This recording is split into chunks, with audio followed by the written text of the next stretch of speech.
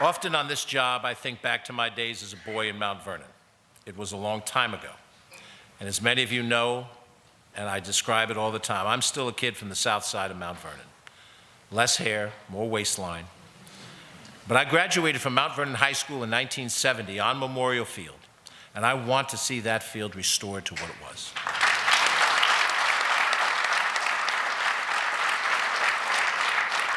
I want children to cheer in the stands watching their older siblings play football on that field. I want to hear music fill the air from concerts. I want to see high school graduates, the Knights, graduate on that field again.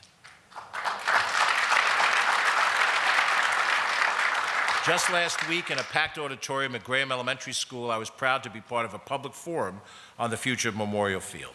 The event was an open opportunity for Mount Vernon residents to share their concerns and ask questions about the future of Memorial Field.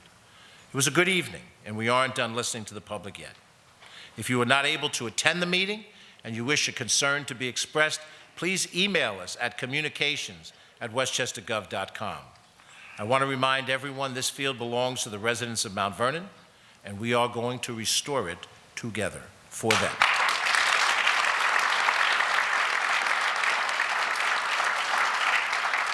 Ladies and gentlemen, for all of this and more, the state of our county is progressing, modernizing, and achieving. It is in our unity and collegiality that opens the door to greatness. We as a county have not yet reached where we want to be or where we need to be, but we are advancing, and we are doing it together. From community activists to the mothers marching with signs, to the county employees clocking in at 6 a.m., to business leaders cultivating the next great idea, to the business workers working right through their lunch, these are the men and women who keep this county great.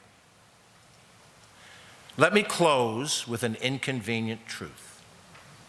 Everyday people have lost their faith in government. They have been told that when we work together in self-government, in that slow give and take of discussion, in the checks and balances of shared power, all of which protect our personal freedoms, that we're out of step with the times. We're told, and many of us believe, that we only need a singular leader, and what is left, our job personally, is look out for yourself. Take care of number one. Leave us alone. Our neighbors will fend for themselves. If I don't use a public bus, why should I care about it? If I have access to my own flu shots, why should I pay for public health shots for others? This county is a small part of a big nation. And it is now, and has always been, a great nation. Not great because of our military arms or our GDP. Great because we were founded on great principles, ones that we strive every day to fulfill. And in this moment of time, we are not going to give up on democracy.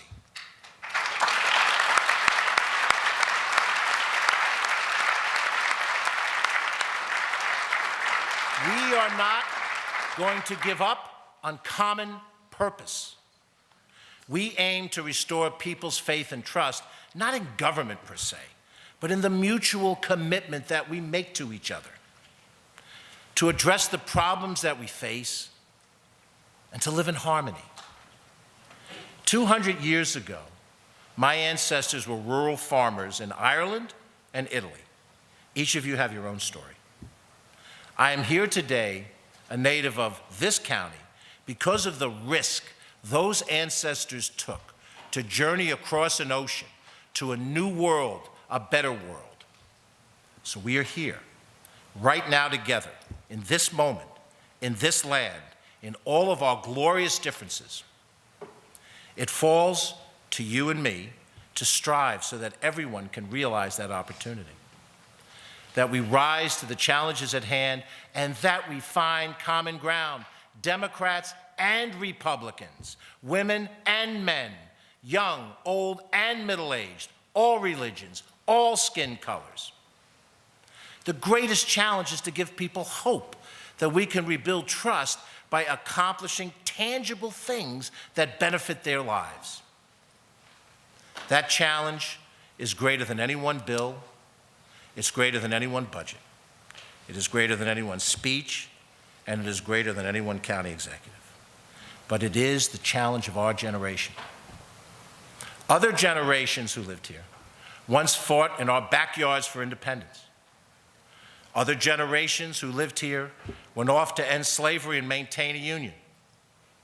Other generations who lived here dealt with the changes and the challenges of industrialization, when the motor car replaced the horse and buggy.